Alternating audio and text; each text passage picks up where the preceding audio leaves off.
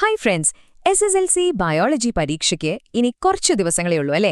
അപ്പോൾ എങ്ങനെ full മാർക്കിനടുത്ത് score ചെയ്യാം, അതും കുറച്ചൊന്ന് സ്മാർട്ടായി പഠിച്ച്, അതാണ് നമ്മളിന്ന് നോക്കാൻ പോകുന്നത്.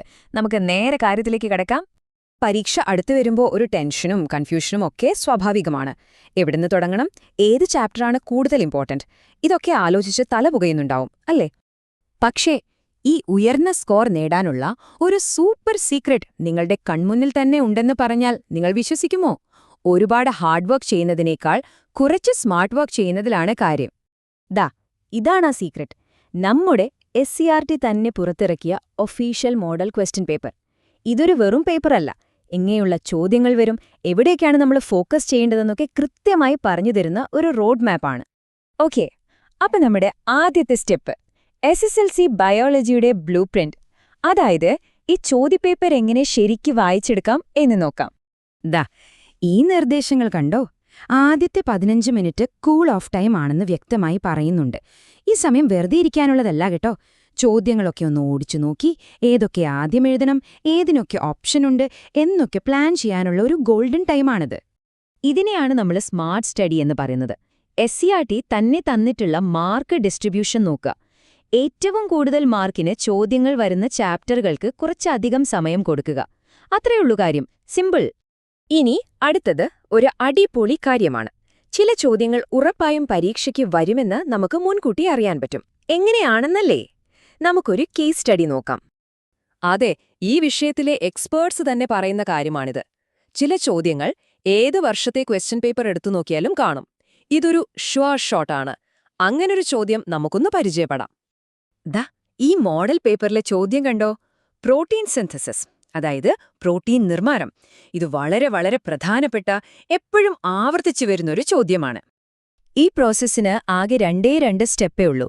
ഒന്നാമത്തേത് ട്രാൻസ്ക്രിപ്ഷൻ, അതായത് ന്യൂക്ലിയസിനകത്തുള്ള DNA-യിൽ നിന്ന് മെസ്സേജ് കോപ്പി ചെയ്ത് mRNA ഉണ്ടാകുന്നു. രണ്ടാമത്തേത് ട്രാൻസ്ലേഷൻ. ഈ കാണുന്ന പോലെ ആ mRNA മെസ്സേജുമായി റൈബോസോമിലേക്ക് വരുന്നു. അവിടെ tRNA അമിനോ ആസിഡുകളെ കൊണ്ടുവന്ന് പ്രോട്ടീൻ ഉണ്ടാക്കുന്നു. ഈ 2 വാക്കുകൾ ഓർത്തുവെച്ചാൽ മതി, ട്രാൻസ്ക്രിപ്ഷനും ട്രാൻസ്ലേഷനും. സിമ്പിളല്ലേ? ഓക്കേ, അടുത്തത് ബയോളജിയിലെ ഫുൾ മാർക്ക് സ്കോർ ചെയ്യാനുള്ള ഏറ്റവും എളുപ്പമുള്ളൊരു വഴിയാണ് ഡയഗ്രാംസ്, അതായത് ചിത്രങ്ങൾ. ഈ മോഡൽ പേപ്പറിൽ തന്നെ നോക്കിയേ. കണ്ണിന്റെ ചിത്രം, സുഷുമ്നയുടെ ചിത്രം, ഇതൊക്കെ എപ്പോഴും ചോദിക്കുന്നതാണ്. ഇത് വൃത്തിയായി വരച്ച് ഭാഗങ്ങൾ കറക്റ്റായി അടയാളപ്പെടുത്താൻ പഠിച്ചാൽ ഫുൾ മാർക്ക് ഉറപ്പാണ്. ചിത്രം വരയ്ക്കുമ്പോൾ പലർക്കും ചെറിയ തെറ്റുകളൊക്കെ പറ്റാറുണ്ട്. പക്ഷെ കുറച്ച് കാര്യങ്ങൾ ശ്രദ്ധിച്ചാൽ മതി. ലേബിള് ചെയ്യുമ്പോൾ എപ്പോഴും ഒരു സൈഡിലേക്ക് മാത്രം ചെയ്യുക.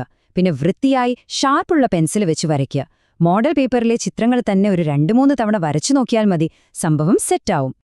ഇനി അടുത്തത്, പരീക്ഷയ്ക്ക് വെറുതെ കാണാപ്പാഠം പഠിച്ചാൽ മാത്രം പോരാ. തന്നിരിക്കുന്ന ഡേറ്റ മനസ്സിലാക്കാനും വിശകലനം ചെയ്യാനും അറിയണം. അതിനൊരു ഉദാഹരണം ഞാൻ കാണിച്ചുതരാം. ഈ 17ാമത്തെ ചോദ്യം നോക്കൂ. ഒരു ബാർ ചാർട്ട് തന്നിട്ടുണ്ട്. 3 പേരുടെ ബ്ലഡ് ഷുഗർ ലെവലാണ് ഇതിൽ കാണിക്കുന്നത്. ഈ ഗ്രാഫ് നോക്കിയിട്ട് വേണം താഴെയുള്ള ചോദ്യങ്ങൾക്ക് ഉത്തരമെഴുതാൻ. അപ്പോൾ ഗ്രാഫുകൾ വായിക്കാനും അതിൽ നിന്ന് കാര്യങ്ങൾ മനസ്സിലാക്കാനും പഠിക്കുന്നത് വളരെ ഇമ്പോർട്ടന്റ് ആണ്. ശരി, അപ്പോൾ ഇത്രയും നേരം നമ്മൾ പറഞ്ഞ കാര്യങ്ങളെല്ലാം വെച്ച് പരീക്ഷയ്ക്ക് വേണ്ടിയുള്ള ഒരു സൂപ്പർ ഗെയിം പ്ലാൻ നമുക്കുണ്ടാക്കിയാലോ? നിങ്ങളുടെ പഠിക്കാനുള്ള സമയം ഏകദേശം ഇങ്ങനെ ഡിവൈഡ് ചെയ്യാം. ഒരു പകുതി സമയം, അതായത് 50% ഏറ്റവും കൂടുതൽ മാർക്കുള്ള ചാപ്റ്ററുകൾക്ക് കൊടുക്കുക. പിന്നെ ഒരു 30% സമയം പ്രോട്ടീൻ സിന്തസിസ് പോലുള്ള ഉറപ്പുള്ള ചോദ്യങ്ങൾക്ക് വേണ്ടി മാറ്റിവെക്കുക. ബാക്കിയുള്ള 20% സമയം എല്ലാ ദിവസവും ചിത്രങ്ങൾ വരച്ചു പഠിക്കാൻ ഉപയോഗിക്കാം. അപ്പോൾ ഇതാണ് നിങ്ങളുടെ ഫൈനൽ ഗെയിം പ്ലാൻ.